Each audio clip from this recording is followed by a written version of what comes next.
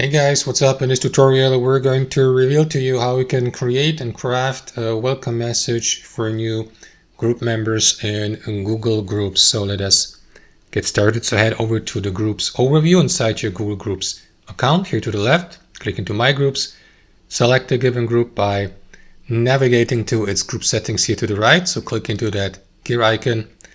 And what you want to do after that, guys, is scroll down, and here in the general group settings, what you want to do is navigate to the welcome message here and type in your welcome message, like welcome to our group or something like that.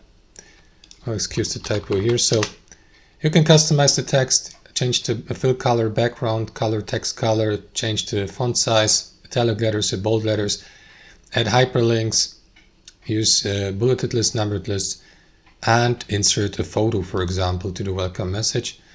And your invited members will then see the welcome message once they have joined the given group. Don't forget to save your changes here at the bottom.